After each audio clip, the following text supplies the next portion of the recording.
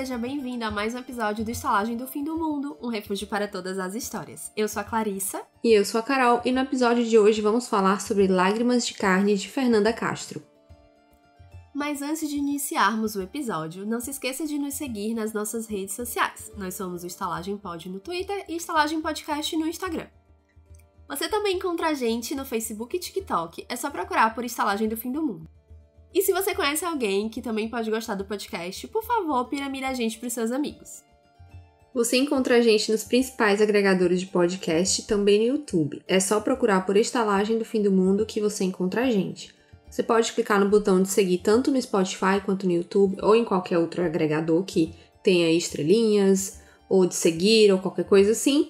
E aí você vai receber as notificações quando saírem novos episódios da gente e também nos ajuda a alcançar novos ouvintes. Então, dê sua estrela, siga a gente, comente. Se tiver uma caixinha lá, contamos com você. E por último, um aviso. Como é comum nos nossos episódios, quando a gente fala de um livro único, a gente cita alguns spoilers da história, né? Na verdade, a gente costuma falar da história inteira. Então, se você é spoilerfóbico, não gosta de saber de todos os eventos, de todos os detalhes, a parte quente da história antes de ler o livro, para o episódio aqui, vai lá, lê a novela, ela tá disponível no Kindle Unlimited. Ela é curtinha, rapidinha de ler, depois você volta e escuta o episódio todo. Se você já leu o livro ou não tem problema com spoiler, continua com a gente que o episódio vai ser excelente.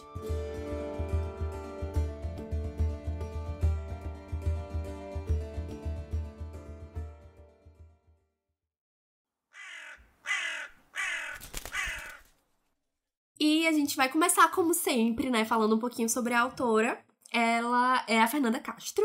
A gente escolheu falar desse conto por dois motivos, né? Primeiro, a gente estava sentindo que precisava de voltar a falar sobre algum livro de autora nacional, né? Isso. E eu já havia lido o Lágrimas de Carne e achei que era uma boa sugestão para um episódio do podcast. Isso porque eu gostei muito, né? A Carol ainda não tinha lido, enfim, vamos saber já se ela gostou também. Em breve saberemos. E a Fernanda Castro, né? A Fernanda Castro é uma autora... Assim, eu não achei tanta informação sobre ela na internet, mas assim, também não... Low profile. Vasculhei toda a vida dela. Pois é. Não vasculhei toda a vida dela, as redes sociais todas, porque não temos tempo, né? Tem uma criança pra criar. Mas temos aqui algumas informações interessantes, né? Ela mora em Recife, mas eu não achei se ela é de Recife. Pode ser que sim, pode ser que não. Fernanda, se você ouvir esse episódio um dia, responde pra gente. Você é de Recife? Ela é tradutora e preparadora de livros e ela já trabalhou na revista Mafagafo, que é muito boa, por sinal, eu já li algumas histórias de lá, são excelentes. Eu me lembro de tu comentar dessa revista. Eles lançam histórias de ficção especulativa, são bem legais. E ela já publicou algumas histórias em formatos bem distintos, né? Ela tem Mariposa Vermelha e O Fantasma de Cora, que são romances, Lágrimas de Carne, que é uma novela, e várias historinhas curtas lançadas em revistas literárias, tanto nacionais como internacionais. É uma moça que tá aí, olha, fazendo sucesso pelo mundo inteiro.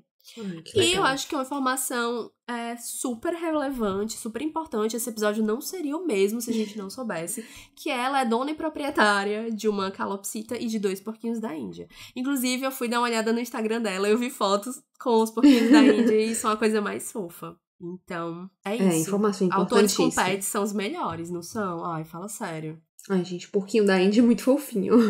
Ai, eu amo! Eu acho a coisa mais gostosa. São tão redondinhos. São. E vamos falar sobre o livro, então. Lágrimas de Carne. O que achamos, Carol? Eu achei incrível. A gente já começa assim, né? Falando, gostamos. Já, aprovado. Já tá aprovado. Sobe os créditos, acabou o episódio. E é isso.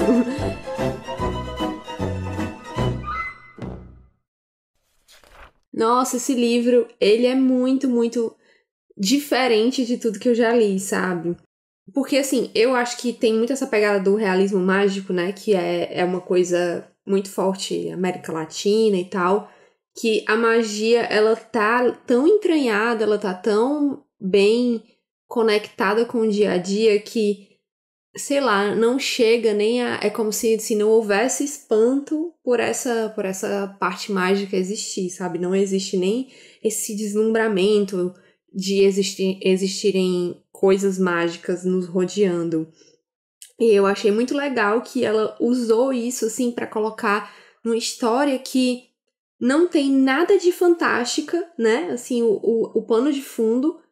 E aí ela usou esses seres fantásticos, né? Que a gente vai falar melhor sobre os protagonistas, pra linkar, né?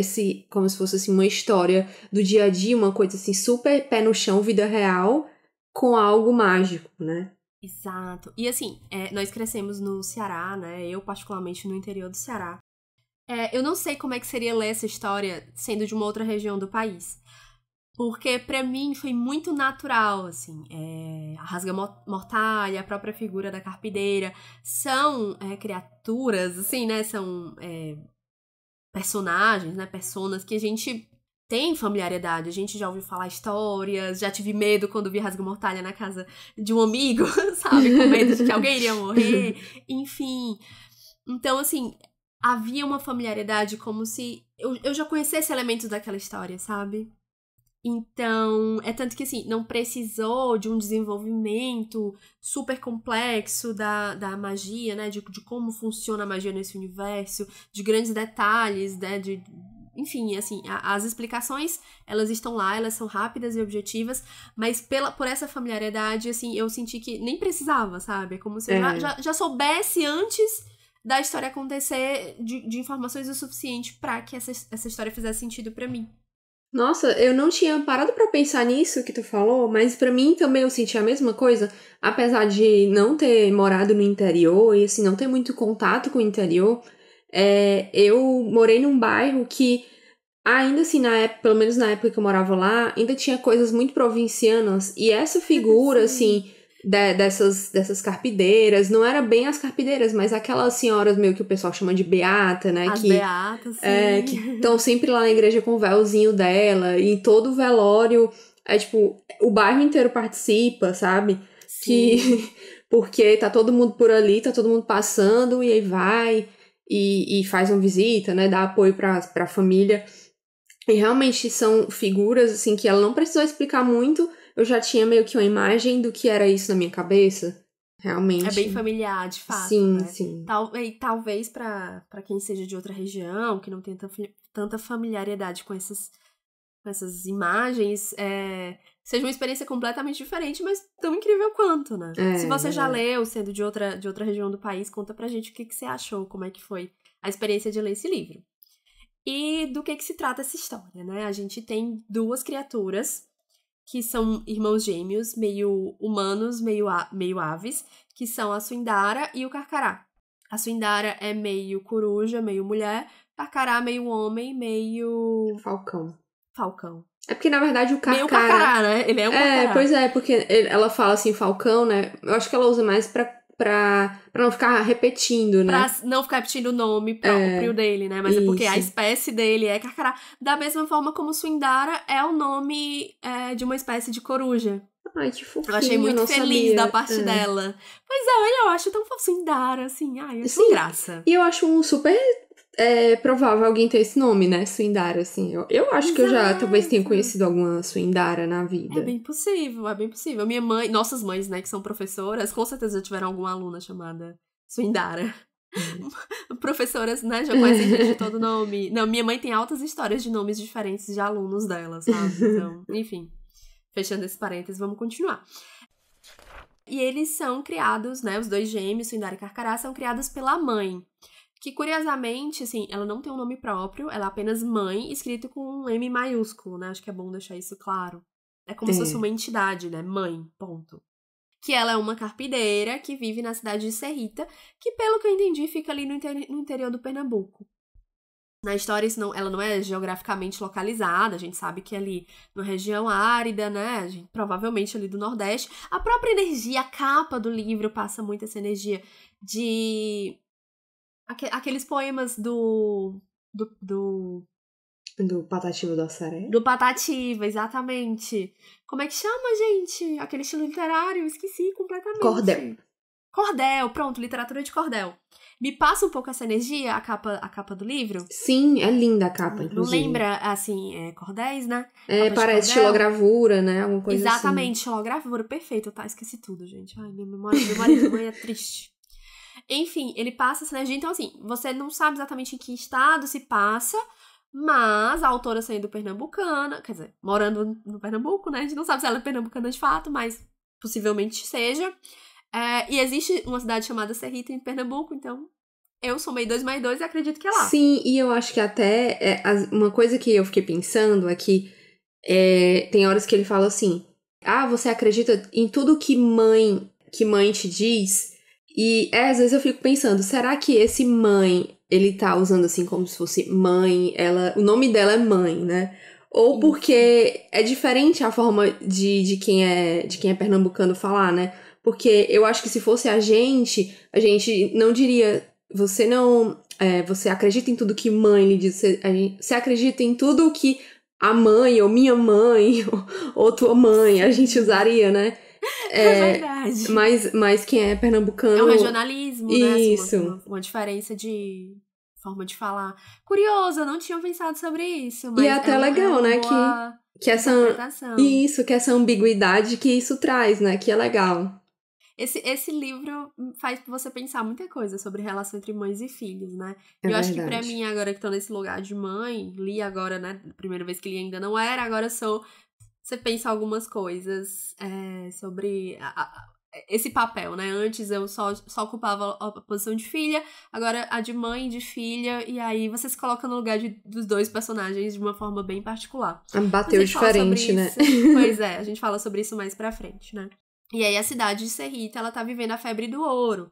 Esse é o contexto em que a história se passa, né? Tá todo mundo na cidade com aquele fervilhão, aquela vontade ali de encontrar a jazida, porque pepitas têm aparecido ali, né? As pessoas largaram lavoura, largaram seu trabalho, enfim, suas funções comuns, né, de vida, e tá todo mundo gastando energia e o dinheiro que não tem, pra tentar descobrir, pra conseguir pepitas de ouro e pra tentar descobrir onde é que tá a jazida.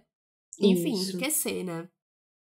E é interessante porque quando a gente fala isso a princípio, a gente pensa de imediato que é por pura ganância, né? E existe um diálogo entre os personagens que a Suindara fala, eu acho, pro Carcará, que os homens são gananciosos, né? Estão sempre querendo, enfim, né? Em busca do ouro, como se fosse assim, em busca da vida Que isso fácil, do dinheiro e tudo cega mais. eles, né? Pra tudo, Exato. essa ganância, né? Isso, mas o Carcará diz assim, olha, não é ganância, é desespero, né? Assim, o ouro, ele é uma garantia de uma vida tranquila, de uma vida fácil, de uma vida segura.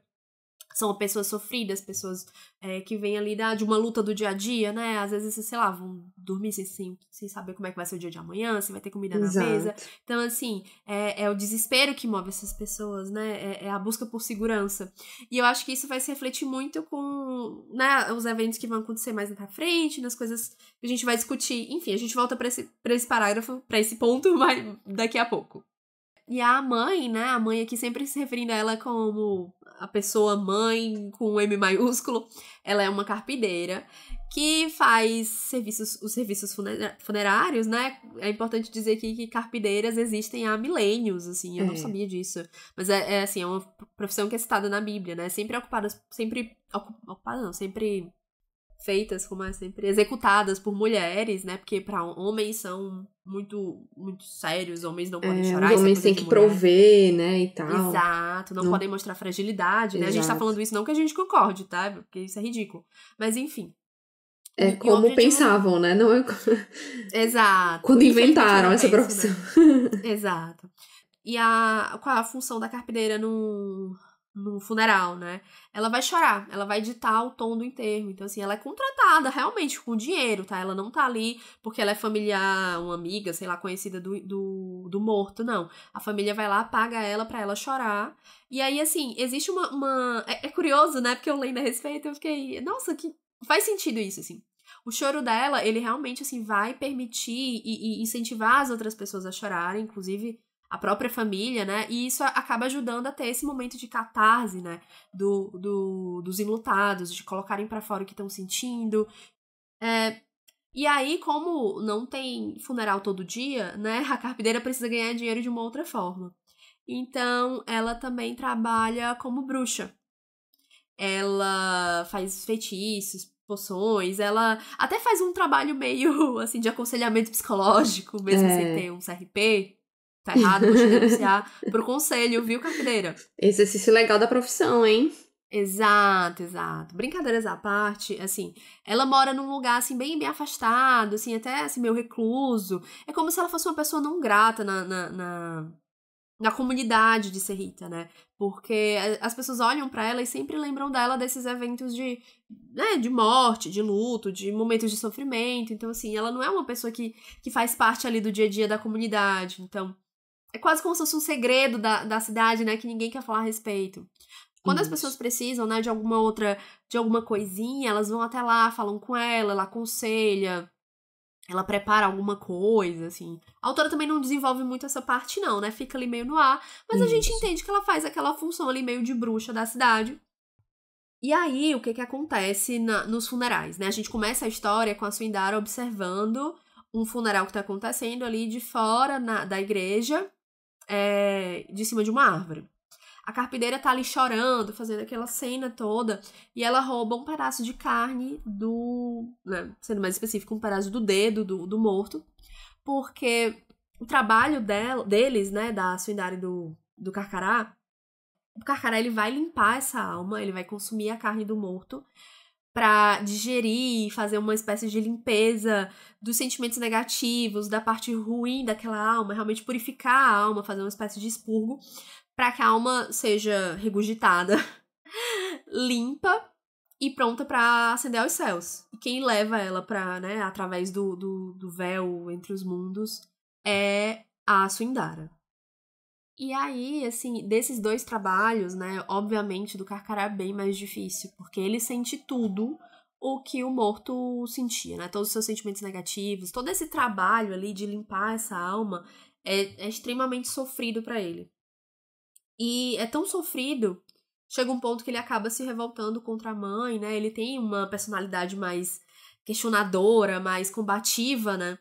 E acaba que a mãe precisa amarrá-lo, prendê-lo realmente, para que ele não vá embora e continue cumprindo seu trabalho, né? Quando a história começa, ele já tá nesse lugar, na casa, né? Preso, e a gente já sabe que ele tá revoltado ali, tanto contra a Suindara como contra a mãe também.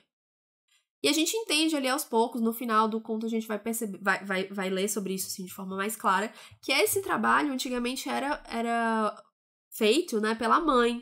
Ela fazia sozinha o expurgo da alma, né, toda a limpeza espiritual, digamos assim, e depois levava ela, né, permitia, na verdade, que ela fosse aos céus.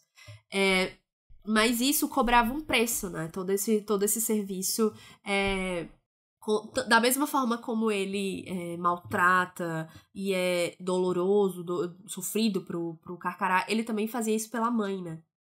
E aí a gente vai vendo aos poucos que a mãe acaba... É estranho falar mãe, né? Parece que eu tô falando da minha mãe. Pois é. Mas enfim, né? Esta mãe acaba fazendo com que... criando os filhos, né? Até eu achei bem legal a forma como ela faz, assim. É uma magia simples, mas que, assim... é acreditável, sabe? Assim. Sim. Então, assim, pra mim parece que eu tô, assim, que eu já tinha visto algo parecido antes, né? Ela faz essa magia pra enfim, transformar, né, um pássaro coruja, um filhotinho. Ali ainda tava no ovo, né? Tanto a coruja como o carcará. E quando o ovo eclode, ela alimenta as duas criaturinhas com o sangue dela. E assim, eles se transformam nesses híbridos, né? Humanos e aves.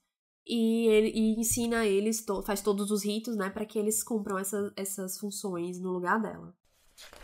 E aí, depois que ela faz, né, esse processo para criar essas duas criaturas, eles vão se desenvolvendo, né, e cada um tem a sua própria personalidade.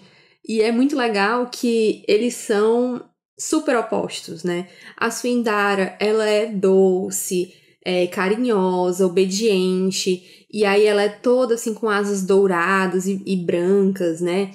E ela é super obediente à mãe, então ela não questiona nada, né? Então tudo que a mãe fala que, tipo, eu faço isso, é pro melhor, pra vocês, pra gente ter uma vida melhor, ela não questiona isso, ela acredita, ela realmente acha que o que a mãe dela fala é verdade e ela não tem que duvidar disso por motivo nenhum. Já o carcará, ele é o oposto, né? Ele é todo preto, tem asas escuras, ele é magrinho, os cabelos mais pretos. durinho, né? Isso. Enquanto ela é mais, sei lá, fofinha. É. E ele, desde pequeno, é super respondão, né? Assim, ele tem a opinião dele desde pequenininho, ele já fala, não vou obedecer você não é minha mãe, de verdade. Então, é aquela coisa, né? Eles sabem que ela é a mãe, mas ao mesmo tempo eles sabem que não, né? Não é como se eles fossem iludidos a respeito da relação ali. Eles sabem que eles são criaturas diferentes, tanto que eles têm que ficar escondidos, né? Porque a população não pode ver que existem essas criaturas híbridas que moram ali. Apesar de como eu ter falado, né? Que a magia faz parte do dia a dia, porque eles vêm até a carpideira para pedir algum trabalho, para pedir aconselhamento, algum tipo de magia. Ao mesmo tempo, né? Magia demais também não pode. Assim, uma garota meio coruja, meio garota e um meio falcão, meio menino também, aí já é demais. E o Carcará, eu acho que ele absorve, né, muito do que essas pessoas, né, que a Suindara, ela tem que ajudar a levar essas almas já purificadas pro céu. E ela não sai muito de casa no sentido de que, assim, ela até gostaria, mas a mãe fala, não saia, fique aqui porque o mundo é perigoso. E enquanto isso, o Carcará, ele tá absorvendo só o que há de pior, né? Porque as pessoas veem, aquelas almas vêm pra ele cheias de arrependimentos, cheias de frustrações. Então ele já é menos iludido a respeito do trabalho, né? E do que é que a mãe deles de fato faz. Então ele tem uma postura muito mais combativa. Ele tá sempre questionando o que ela tá fazendo, peitando as coisas que ela pede pra ele fazer. Eles têm uma relação bem complicada. E ele entende, né, que na verdade tem muito assim a questão de a Suindara acha, né, não, a mãe tá trazendo conforto para essas pessoas. E o Carcará tá vendo pelo lado de que ela também tá fazendo isso visando os interesses próprios dela. Então, não é puramente uma coisa assim beneficente de trazer a paz, de trazer conforto. Tem um interesse ali por trás. E eu acho até que tanto um quanto o outro são bem exagerados, né? Tanto Sim. ela só enxerga o que é bom e tanto ele só enxerga o que é ruim, né? Não, e assim, ela enxerga tanto assim, o que é bom, porque quando a mãe prende o Carcará, ela aceita de forma passiva, né? Ela, não, tudo bem, ele não quer fazer a função dele e a gente precisa executar isso aqui sem questionar, então tudo bem, vamos seguir aqui dessa forma, porque o errado é o Carcará, porque não se deve questionar a mãe, ela é aquela obediente, não questionadora, né? Então... É cego, né? Tipo, a devoção dela é cega. A devoção cega, então isso acaba sendo um extremo que não... Assim, funciona ali pra aquela dinâmica dela, entre ela e a mãe, mas que pro mundo, realmente, você não tá preparada, Suindara, você não sabe de nada, né? E é engraçado até que eles têm um diálogo que ela fala assim, por que você dificulta tanto, né? Tipo, facilita pra ela, né? Porque talvez eu consiga convencer ela de soltar. E aí ele meio que fala assim pra ela, você realmente é a filha perfeita, né? Você não dá um passo fora da linha. Porque eles são, assim, realmente opostos em tudo. Não, e assim, nem passa pela cabeça dela a princípio que ela deveria convencer a mãe a soltá-lo porque é errado. Sabe? Não é pra fazer isso. Tipo, não? Ai. Não é assim que funciona. A culpa é sempre do irmão, né? E essa dinâmica, assim, quando a gente vai falar agora, vamos falar ainda, né, de questões familiares, mas essa dinâmica entre irmãos, né, o irmão perfeito, o irmão problemático, e a mãe que, né, assim, sempre beneficia um em função do outro, ela é muito interessante. Porque eu acho que numa segunda camada o livro fala muito sobre relações familiares, sabe? Sim, sim. Eu realmente li isso, assim, até de forma mais intensa na segunda leitura, principalmente porque eu já sabia tudo que acontecia, né? Então, isso me chamou muita atenção, como essas questões familiares, essa dinâmica toda do filho bom, filho mau, né? Good cup, bad cup, me lembra muito, sabe? Porque, de fato... E a relação com a mãe. Ela é duas pessoas diferentes, assim. Ela é uma mãe pra Suindara e outra mãe pro Carcará. São duas mães aí que existem, né? Assim, eu só vou ser uma mãe boa pro filho que faz o que eu quero, né? O filho que é perfeito, o filho que não questiona, que obedece. E pro filho ruim, eu vou agir aqui de uma outra forma, eu vou ser, né, violenta, eu vou ser grosseira, eu vou ser, enfim, uma mãe. É como se fosse assim, você tá sendo ruim, pois eu vou ser uma mãe ruim também, assim, a mãe que você merece, sabe? E não a mãe que eu quero ser pros meus filhos. Uma coisa que eu achei interessante, que mais lá pro final, tem hora que ela fala assim, eu sou sua mãe, e ele fala, você é o meu carrasco. Assim, pra você ver o tanto que aquela relação tá adoecida, né? Porque pra o seu filho dizer isso pra você, né? Algo deu errado. E assim, é horrível. Horrível. Assim, eu sou mãe, mas eu reconheço que na hora que uma mãe precisa dizer assim, mas eu sou sua mãe, isso me lembra muito. Assim, eu acho que você, primeiro, né, você perdeu o seu argumento, assim, você dizer isso não traz pra você a autoridade que você deveria ter naquela situação entre, né, uma mãe e o filho, enfim. Mas me lembra muito uma cena de Game of Thrones, acho que na segunda temporada, no segundo livro, eu não lembro se essa cena tem. Acho que tem no livro também, mas enfim. Que o Joffrey, né, tá lá gritando, dizendo, mas eu sou o rei. E aí o avô dele diz assim, olha, quem diz que é o rei, como uma forma de dizer assim, olha, eu tenho autoridade, na verdade não tem autoridade nenhuma, porque o rei ele é respeitado por ser o rei e não por dizer que é o rei, sabe? E aí eu acho que tem um pouco disso, né? Assim, o respeito é uma coisa que é conquistada, não é imposta, né? Você diz assim, mas eu sou sua mãe. Ok, mas se você não me respeita de volta, né? Se não é uma relação que é construída, que tem outras coisas fundamentando ela, né? Como amor, como carinho, como cumplicidade. Assim, o respeito, ele não vai vir sozinho. Exato. Ele vem como consequência de outras coisas, né? Aí você... E assim, ela faltou total respeito com ele a princípio, né? Demais. E assim, ele. você não pode querer que uma pessoa faça exatamente aquilo que você quer que a pessoa faça. Porque cada pessoa tem um jeito diferente. Então, assim, se toda vez que alguém tem uma atitude que não é a que você espera, você achar que a pessoa tá sendo ingrata, horrível, péssima, aí o problema é com você, né? As pessoas não vêm ao mundo, nem seus filhos, pra corresponder às suas expectativas. Elas são colocadas no mundo e elas viram elas mesmas, né? Esse é um tópico muito sensível pra mães. Porque é um processo surreal você fazer uma pessoa, sabe? Assim, o seu corpo produz, assim, onde antes não existia nada, tem pés, dedos, tem uma barriguinha, tem, sabe, mãozinhas, olhinhos, e sai uma pessoa de você, e assim, é uma coisa inexplicável, assim, eu realmente não consigo explicar como é a sensação, assim, é uma coisa que você sabe conscientemente, mas ao mesmo tempo você não consegue acreditar, sabe? Até a criança nascer, você sente ela mexendo, você vê no exame, mas parece que ainda não é real. E quando você olha pra ela, você fica assim... Olha, amiga, eu magia! fiz uma pessoa! É magia, exato, a sensação é essa. Tipo, onde antes não havia nada, surgiu uma pessoa com cabeça, pé, mãos e dedos. E assim, a dedicação, principalmente nesse primeiro momento que eu tô vivendo agora, eu não vou falar nem de financeiro, nem de trabalho, nem dessa parte toda, não. Assim, é do seu físico, sabe? Sim. Porque a amamentação é uma doação. O seu sono, ele é doado completamente pra essa criança, sabe? O seu eu, a sua pessoa, né? O seu corpo tirou literalmente de você vitamina, energia, um monte de coisa pra fazer uma outra pessoa, né? E depois que ela sai de você, você ainda continua tirando de si.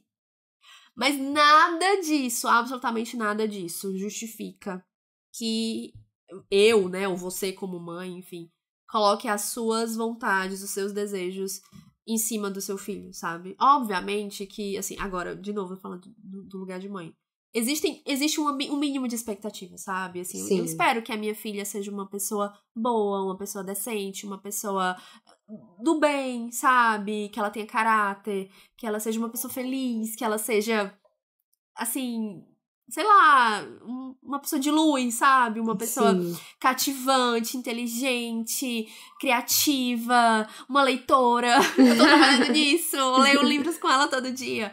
Mas, assim, é mais, talvez, um desejo do que uma expectativa, sabe? É como se fosse uma espécie de oração que eu faço todo dia e coloco uma intenção de coisas boas, assim, que eu espero dela. Mas eu nunca vou abrir minha boca, e eu realmente acho errado, assim, você dizer, tipo assim, minha filha vai ser doutora, sabe?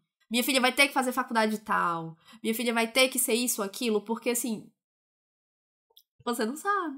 Você não sabe como é que vai ser o futuro, você não sabe se isso vai ser desejo dela. E, assim, e não é justo, né? Assim, é uma pessoa. A partir do momento que saiu, assim, existe um vínculo entre vocês, mas é um vínculo emocional. É outra pessoa agora, sabe? Com desejos, com vontades, com tudo que forma uma pessoa. E, assim, não é do meu direito fazer isso por ela. E de nenhuma mãe fazer isso sobre um filho, sabe? Exato. E eu acho que isso que tu falou casa super bem com o fato de que ela pegou esses 2 pássaros, né, esses 2 ovinhos, colocou eles ali para eclodir, alimentou com o sangue dela, porque ela tinha um objetivo. Ela queria usar essas 2 criaturas para aliviar o fardo dela, que era expurgar, né, tirar os pecados dessas almas, purificar e levá-las lá para que elas tivessem um descanso. Ela queria terceirizar o serviço dela, né? Passar a parte difícil do trabalho pra outras pessoas. Exato, e eu acho que isso é meio que isso que tu falou, sabe? De que às vezes a gente, sei lá, por exemplo, eu gostaria tanto que meus pais tivessem me colocado pra aprender, sei lá, tocar piano quando eu tinha 10 anos de idade. Agora eu vou ter um filho e ele vai aprender piano. E assim, chega um momento, sei lá, que você ensina, a criança vai fazendo tudo que você pede pra ela fazer, mas se tiver um momento que ela disser assim pra você, mãe, eu não gosto de tocar piano, eu toquei porque eu era criança e não tinha muito senso crítico, mas agora eu não tenho muito interesse nisso. E aí eu sinto que foi meio que aconteceu com ela. Ela criou as criaturas pra isso, elas estavam fazendo aquele papel que ela esperava deles, mas um deles, que é o Carcará, teve uma hora que disse, olha, não tô gostando muito disso aqui. E aí a solução dela, eu vou te amarrar agora. E tu vai fazer, queira ou não queira. Exato. E tem uma parte que acho que a gente não comentou, que é a seguinte. O Carcará, quando ele, né, faz todo esse trabalho dele, ele sabe todos os segredos daquela alma. Isso. E a mãe depois faz todo o interrogatório, porque ela não quer aquele serviço, que aquele serviço seja feito pelo filho, só porque, eles são bonzinhos e querem ajudar as almas a irem pro céu. Não, ela quer os segredos do defunto pra conseguir trocar aquilo por outras informações, porque, né, enfim, segredos têm um valor, né? Isso, e muitas vezes essa parte é muito mais valiosa do que o serviço de carpideira, né? Ela fala muito que faça os serviços de carpideira a preços módicos. O que vale mesmo são esses segredos, né?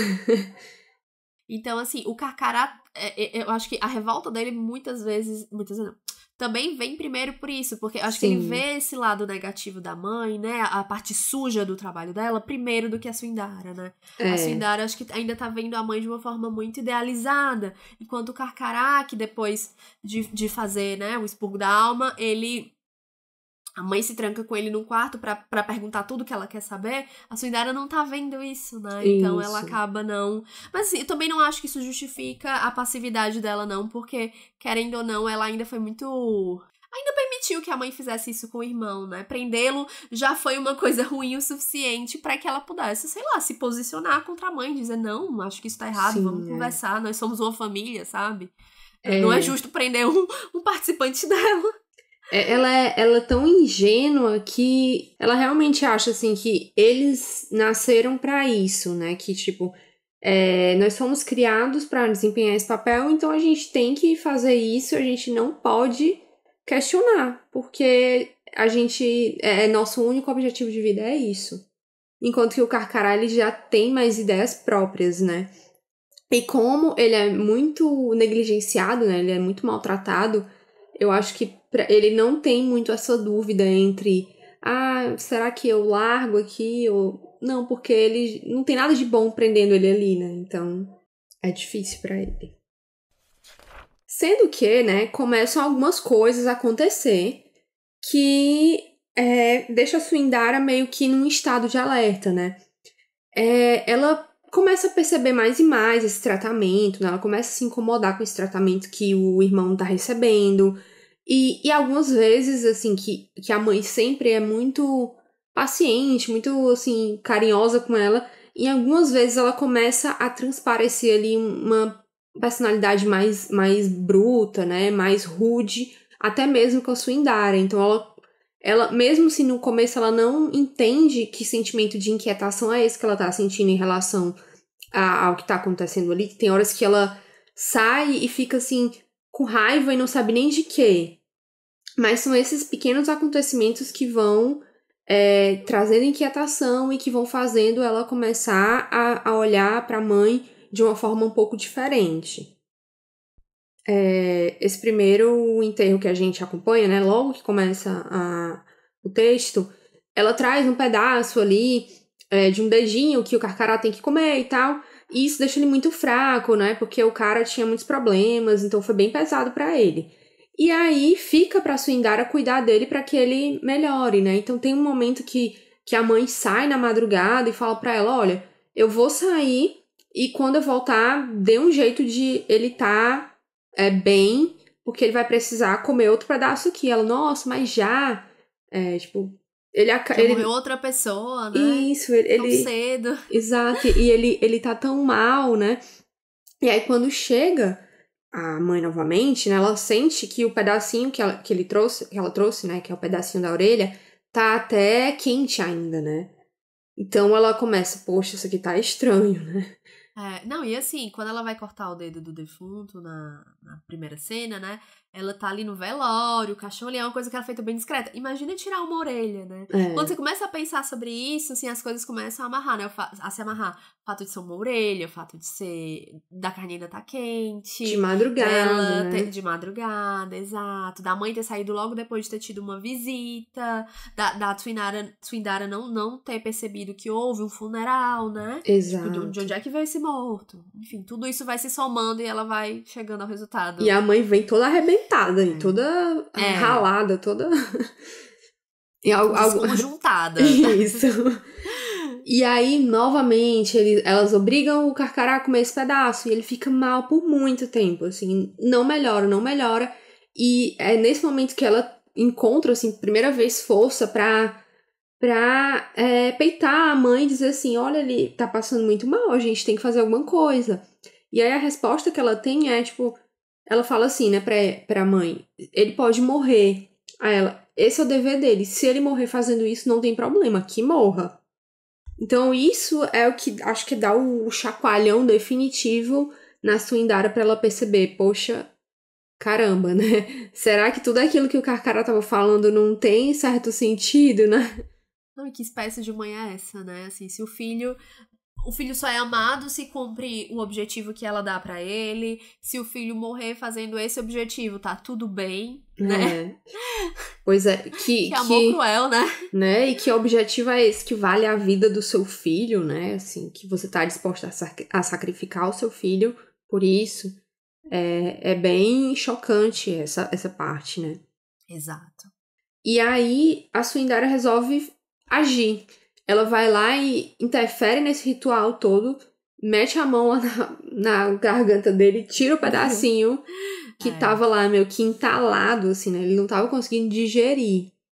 Essa mudança na postura dela vem de uma surpresa tão grande que é surpresa pra mãe, pro irmão e até pra ela mesma, né? Porque nem ela... Nunca que ela foi, assim, tão... assertiva, né? Exato. Assertiva, proativa, de tomar a atitude por conta própria. E aí o Carcará, ele dá um jeito de se libertar, né? Quando tira esse pedaço dele, ele melhora um pouco. Ele consegue se libertar e tanto ele quanto a Suindara sai pra resgatar, né? Pra ir atrás dele, trazer ele de volta. E eles têm uma conversa e eles descobrem que, na verdade, quem matou, né? Esse homem foi... a mãe. E esse homem tinha vindo pedir aconselhamento porque ele tinha achado a jazida de ouro. Então ele estava muito nervoso e veio procurar aconselhamento com a mãe. E ela, que cometeu essa traição, foi lá e matou ele pra ter esse segredo, né? Pra poder vender esse segredo depois. E isso deixa o Carcará com um sentimento muito de vingança. Ele quer vingar essa alma. É como se ele absorvesse essa raiva, essa frustração da pessoa, e aí ele toma isso como um objetivo dele, né? Eu vou vingar essa pessoa. A ambição da mãe, né, a princípio a gente olha e percebe que parece vir de um lugar muito mesquinho, né? Ela quer dinheiro, quer ouro, como todo mundo na cidade, né? A febre do ouro também pegou ela. Mas depois a gente tem um momento com... Assim, existem relatos que são fora da narrativa, né? Como se fosse no início dos capítulos, você tem perspectivas diferentes. Inclusive desse personagem que morre, né? Que havia descoberto a jazida, a gente vê toda essa inquietação dele, a preocupação com a filha, com a família e tudo mais. E a gente tem uma narrativa ali rapidinha falando sobre uma criança que estava abandonada, estava à beira da morte, e que recebe um contrato, né? Ela tem um encontro com uma espécie de entidade. O texto não deixa claro, assim, é como se o próprio texto, o próprio narrador não soubesse dizer. É um anjo, é um demônio, é uma criatura mágica, é algo, né? E essa criatura oferece um acordo, né? Dela ocupar essa função toda de fazer esse serviço com as almas e aí ter uma espécie de salvação, né? Se não fosse isso, ela com certeza, sofrendo ali com o abandono, com a fome, a sede e tudo mais, ela iria morrer. E aquela criança acaba aceitando muito porque vê naquela criatura uma espécie de salvação, sabe? Assim, alguém parou pra olhar pra ela. Isso. É tanto que ela aceita sem nem saber exatamente aquilo que tava aceitando fazer, né? Ela só vai se dar conta quando faz o primeiro serviço. E aí, assim, eu fiquei... É daquelas histórias que você fica se questionando, né? Você tem essa virada, né? Você tem esse momento em que você conhece um outro lado da personagem que até então era só a vilã da história. E você vê que ela é só mais uma vítima, né? Da mesma forma como ela usou o Carcará e a Swindara pra fazer esse serviço, ela também foi usada, né? Ela não sabia exatamente onde ela estava se metendo. Ela era só uma criança quando fez esse acordo. E é uma criança que sofreu de abandono muito cedo, né? Ela não tem... Vamos pensar o seguinte, né? Como é que você vai ocupar a função de mãe se você não tem referência do que é uma mãe, né? Então, me fez pensar muitas coisas, sabe? Eu não acho que absolutamente nada do que ela passou antes justifique a crueldade como ela trata um dos filhos, a forma diferente, né? O objetivo tão grande ali no segredo, no dinheiro, e que assim, pra conquistar aquilo que ela quer, que é essa segurança financeira, ela sacrificaria facilmente um ou talvez os 2 filhos. Eu não acho que isso justifica, mas isso leva a gente a compreender melhor essa personagem, né? Acho que traz uma outra camada pra ela. Acho que não deixa ela, sabe, assim, uma coisa só, sabe? Ela é má porque ela é ruim, porque ela é bruxa, porque é isso e acabou. Não, assim, você começa a vê-la de uma forma mais tridimensional, né? É uma mulher que passou a vida inteira sendo abandonada, né? Nunca foi cuidada, nunca foi olhada, sempre foi explorada. Então, pensar... Não tem afeto ela, né? Então, assim, como que ela dá, né, afeto? Se ela mesma nunca experimentou isso. Nunca recebeu. Ela não sabe o que é isso, ela não tem referencial disso, né?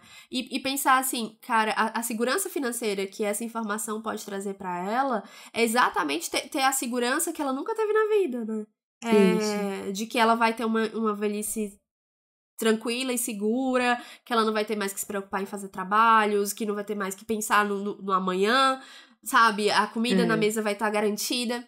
E ela também tem uma expectativa de conseguir reverter esse pacto, né? Com esse dinheiro com essa criatura, todo, né? Com esse dinheiro. Sim.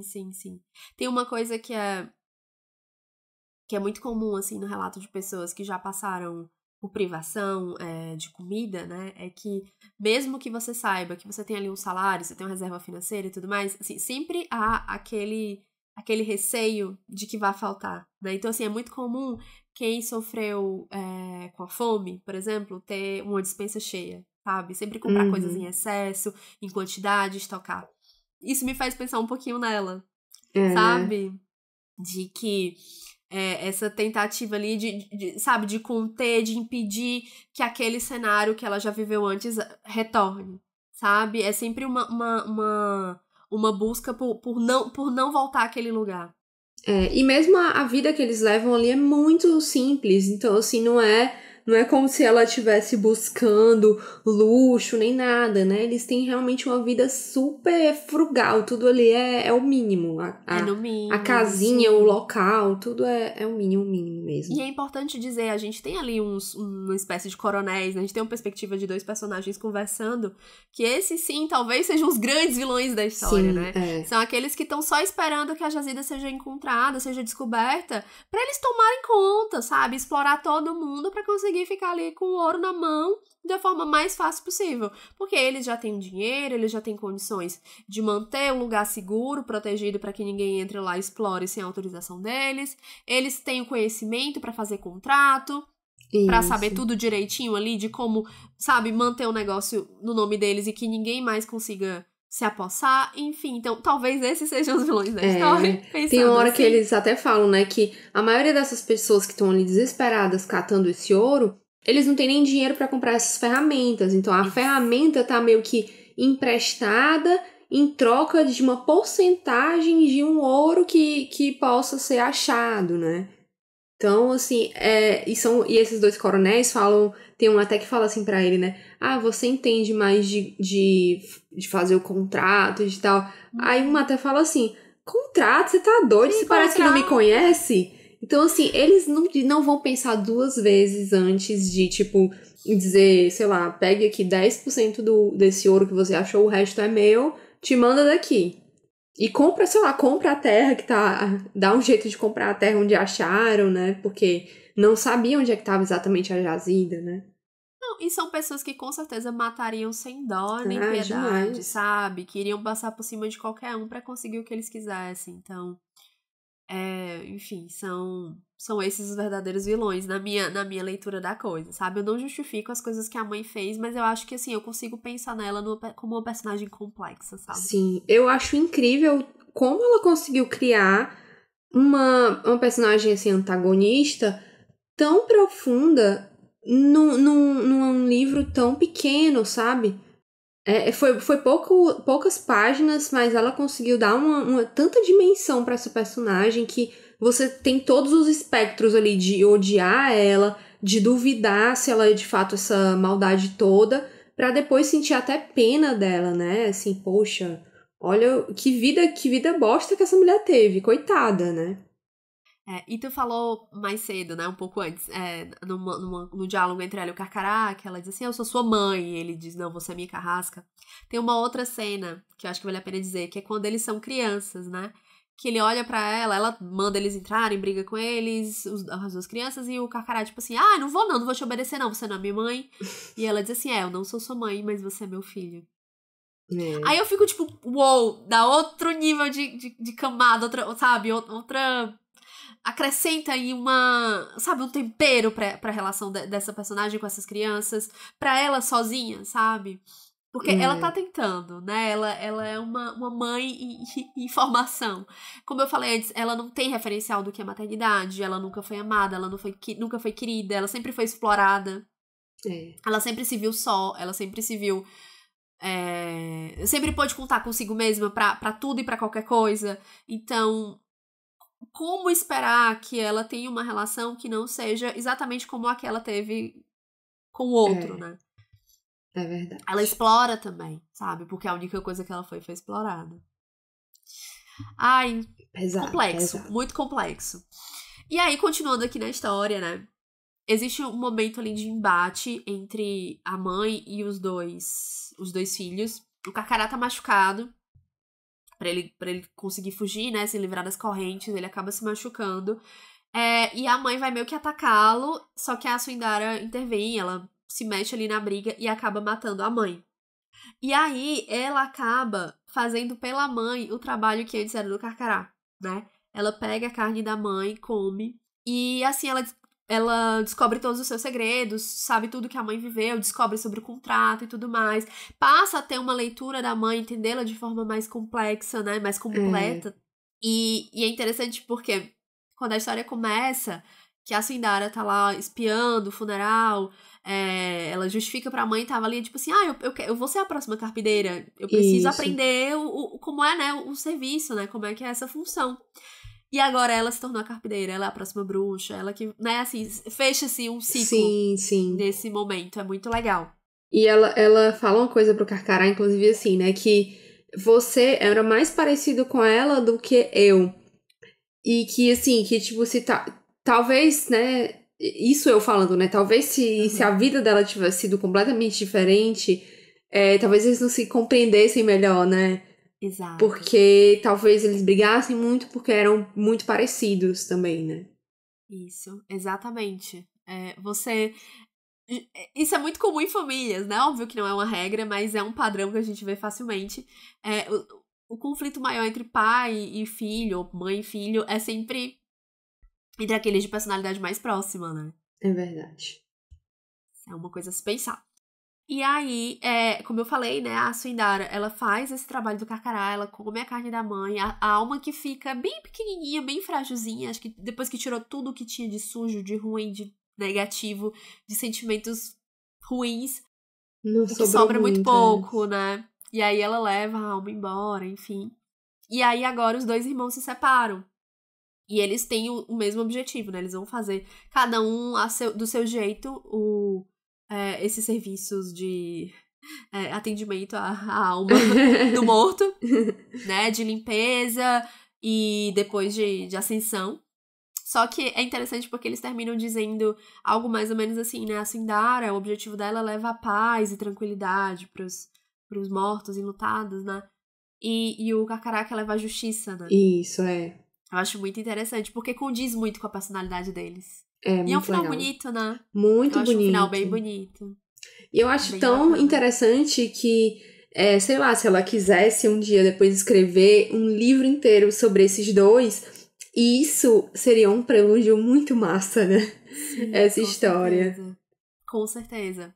Não, e assim, pra mim é uma história tão forte e tão, parece, enraizada, né, nesses mitos da rasga-mortalha, da carpideira e tudo mais, que pra mim é isso, assim, tipo, é como se fosse aquela história que sempre existiu, que a gente poderia ter escutado, sei lá, de uma avó, de uma tia. Na calçada, sabe? né? Na calçada, em noite de lua cheia, sabe?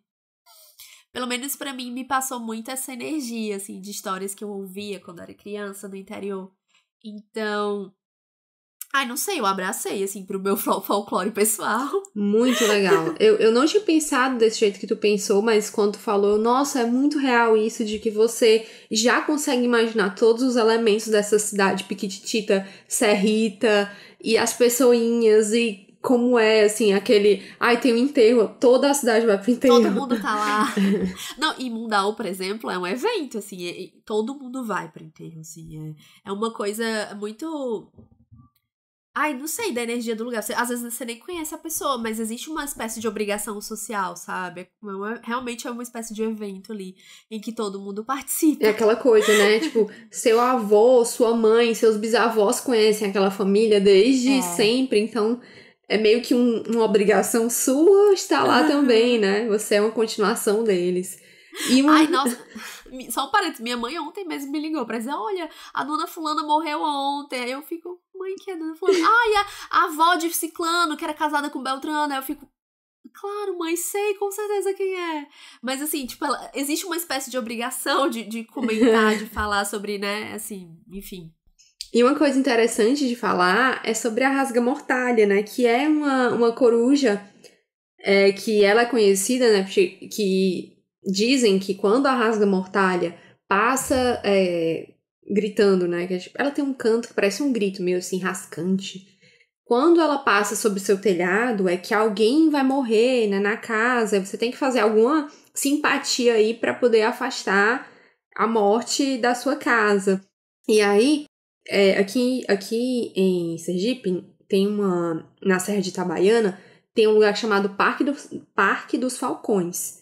Que lá tem vários bichinhos, vários pássaros desses, assim, aves de rapina, né, também. Uhum. E tem falcões, tem corujas, tem vários bichos lá que sofreram maus tratos, né? Então eles estão lá porque são animais que não têm mais condição de estar na natureza.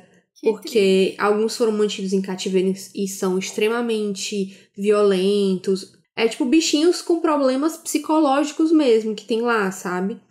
E aí se fala muito que as corujas, né, essas que são rasga-mortalha, no interior, elas sofrem muito, assim, matam muito, Sim. porque as pessoas associam, né? Para as pessoas é real que essa coruja passando e piando aí no seu telhado, alguém vai morrer. Significa isso, Isso, né? então assim, Ai, que triste. é palpável. Pobres corujas. Sim, e ao mesmo tempo, caramba, as pessoas de fato ainda tem quem acredite nisso, né? Assim, que acha que realmente existe esse poder aí oculto que essa corujinha traz, mas infelizmente para elas, acaba que elas estão correndo risco de extinção por causa disso, né? Porque tem muita gente que mata por medo dessa questão folclórica. Fiquei mal agora. Pessoas, não maltratem os animais, tá? Não façam isso. Esse podcast não aprova. Não, Ai, assim, fiquei mal.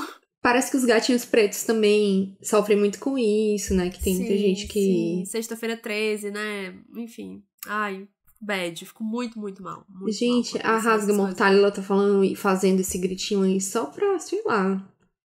Ela tá no rolê dela, sabe? Tá só Ai, deixa falando ela. pras amigas dela, galera, tem uma janta aqui, tem jantar. Achei Peguei um ratinho, sucesso! Junta aí! Ou então, ai, querida, gente. cheguei, né? Alguma coisa assim. Que loucas, que loucas. Mas é isso. Gente, deixem as corujas em paz, tá? Os gatos também, ratos, tá? Deixa os bichos. Não mexe com os bichos. Ai, acho que a gente já falou tanto. Rendeu muito esse episódio. Foi. A gente achava que não ia falar nada. 1 hora e tanto. Ai, estou muito feliz. Que eu gostei muito desse livro. Espero que vocês leiam, que vocês tenham... Se vocês tiverem lido, né? Que vocês comentem com a gente. E que vocês leiam, porque a gente tá recomendando. Porque ele é muito, muito bom. Muito bom mesmo. E é uma leitura muito gostosa. Rapidamente você termina. A gente tá aqui muito comprometida, né? Nas leituras rápidas e fáceis e gostosas. E... Exatamente. Aqui é só dica boa. Indicação boa, indicação, ó, rápida. Sucesso. Então, lembrando que o nosso e-mail é estalagempodcast@gmail.com. Se você quiser mandar algum comentário, alguma mensagem, manda pra gente. Lembra de colocar no assunto caixa de recados. Avisa pra gente se vocês quiserem que a gente leia no podcast. Se não, também avisa. Enfim. E vocês também podem mandar mensagem pelo Spotify, pelo Instagram, pelo Twitter, pelo YouTube. Tem lugar aí à torta e à direita pra vocês se comunicar. E se você está no YouTube, esse é o momento que você vai lá e clicar no joia. Ai, nossa, lembramos. Só demorou 44 episódios. Dá um like. Dá um like. Você aí do YouTube. Se inscreve no canal. 44 episódios. Só mas a gente isso. chegou lá. Estamos evoluindo. E é isso. Gente, vamos ficando por aqui. A gente se vê daqui a uma semana. Tchau. Tchau e até a próxima.